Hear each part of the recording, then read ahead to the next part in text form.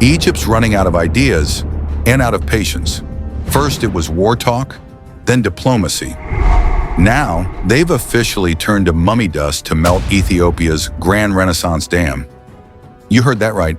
A so-called Pharaoh powder is the new plan to dissolve GERD, like it's a curse, not a concrete wall. But behind the memes and magic lies a much bigger truth. Egypt and Sudan want all the Nile's benefits, but pay none of the costs. That ends now.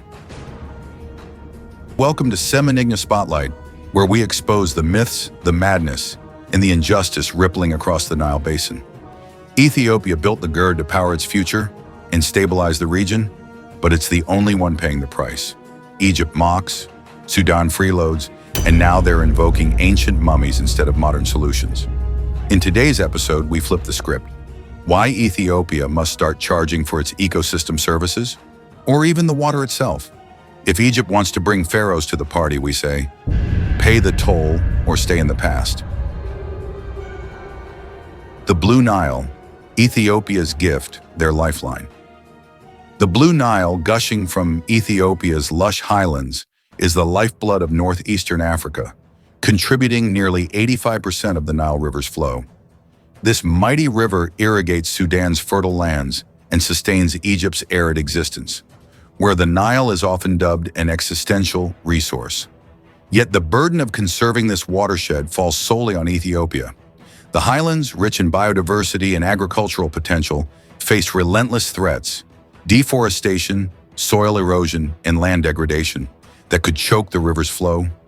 Ethiopia has poured millions into afforestation, terracing, and soil conservation, investing heavily to maintain the Nile's volume and quality.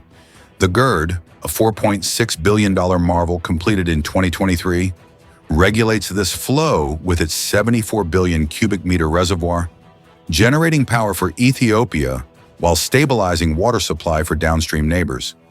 But here's the kicker. Ethiopia bears the full cost, while Egypt and Sudan reap the benefits without lifting a finger. This imbalance isn't new. For decades, Ethiopia has been the unsung hero of the Nile Basin, protecting a resource that transcends borders. The GERD's construction, a decade-long endeavor, faced relentless opposition from Egypt, including threats of military action and diplomatic pressure. Yet the dam's completion marks a turning point, shifting the narrative from conflict to cooperation, or at least it should. The mummy powder saga, while laughable, underscores Egypt's desperation and highlights a deeper truth. The downstream nations must contribute to the upstream efforts that sustain them. Why they must pay? International water law provides a solid foundation for this argument. The 1997 United Nations Convention on the Law of Non-Navigational Uses of International Watercourses emphasizes equitable and reasonable utilization and the obligation not to cause significant harm. These principles underscore that the Nile, as a transboundary resource, demands shared responsibility.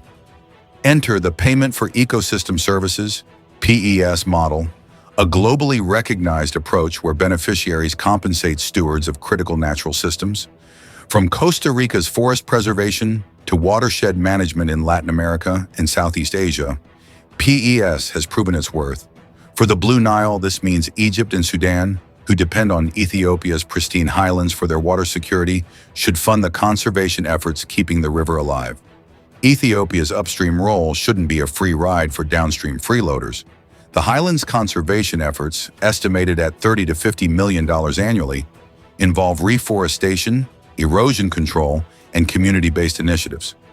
These investments ensure the GERD's longevity and the Nile's stability, benefiting Sudan's agriculture, where the river supports 70% of arable land, and Egypt's water supply, which accounts for 90% of its fresh water. Yet Ethiopia alone foots the bill. This inequity violates the spirit of shared stewardship and international law, making a compelling case for financial compensation. How much should they cough up? Let's put some sensational figures on the table. A Blue Nile watershed fund could be the game changer, with Egypt and Sudan contributing based on their Nile dependency. Egypt, consuming 55.5 billion cubic meters annually under its 1959 Nile Water Agreement share, might contribute $50 million yearly, a mere fraction of its $300 billion GDP. Sudan, utilizing 18.5 billion cubic meters, could add $15 million, aligning with its $35 billion economy. Together, that's a modest $65 million annually, less than the cost of a single Egyptian military parade, to secure a resource they can't live without. This fund would finance Ethiopia's conservation projects, easing the economic strain and fostering cross-border trust. The GERD reservoir, holding 74 billion cubic meters, isn't just a power generator. It's a buffer against droughts and floods, a benefit quantified in billions over decades. For context, the World Bank estimates that every $1 invested in watershed management yields $2 to $3 in downstream benefits. At $65 million a year, Egypt and Sudan would invest in a system that returns threefold, making it a smart economic play. But what if they refuse?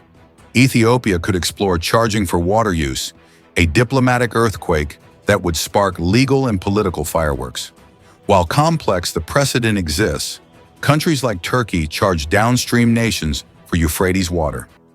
Ethiopia could set a tariff of, say, 1 cent per cubic meter, generating $740 million annually from the GERD reservoir alone. This bold move would force Egypt and Sudan to the table, proving that upstream control comes with leverage. The bigger picture: cooperation over conflict. The Nile's future hinges on collective action. The GERD dispute, marked by stalled 2020 to 2024 Washington talks, has fueled tension, but a PES framework could turn rivalry into cooperation. Egypt's mummy powder farce, highlighted by Major General Ibrahim Hamoudah's alleged paranormal studies unit and Dr. Zahir Hawas's boast of home-stored mummies, shows how far desperation can stretch. Yet it's a distraction from the real issue. Shared responsibility. A watershed fund would align incentives, encouraging Egypt to invest in upstream health rather than downstream threats. Consider the environmental stakes. Climate change threatens the Nile's flow, with studies predicting a 20 to 30% reduction by 2050 due to rising temperatures and erratic rainfall. Ethiopia's conservation efforts mitigate this risk, protecting a resource worth trillions in economic output. Egypt, with its $400 billion economy tied to the Nile, and Sudan, where 60% of the population depends on agriculture, cannot afford to ignore this. A $65 million annual contribution is a small price for security. Challenges and opportunities. Implementing PES isn't without hurdles. Egypt may cite sovereignty concerns, while Sudan's economic struggles could limit its capacity. Yet international donors, like the World Bank or African Development Bank, could subsidize the fund, leveraging Egypt's and Sudan's contributions as a starting point. Within Ethiopia, the Ministry of Water and Energy could institutionalize PES, allocating funds to upstream communities and local governments, ensuring equitable benefits. The opportunity is clear. A cooperative model strengthens regional stability. The GERD's filling, completed in 2023, sparked fears of water cuts, but data shows Ethiopia has adhered to agreed quotas, releasing 80 to 90% of inflows. A watershed fund could build on this trust, funding joint projects like irrigation efficiency in Sudan or desalination in Egypt, reducing Nile dependency. The Blue Nile isn't just a river, it's a shared legacy. Egypt's mummy powder myth underscores their desperation. Let's replace magic with money. A PES framework or water tariff could secure the Nile for generations, turning Semenigna Spotlight call into a global movement. As of 9:15 a.m. East Africa time today, the clock ticks toward cooperation or conflict. Egypt and Sudan must lead, funding the GERD's watershed with pride, not out of coercion, but out of common sense. Tune in to Semenigna Spotlight for more on this watershed showdown.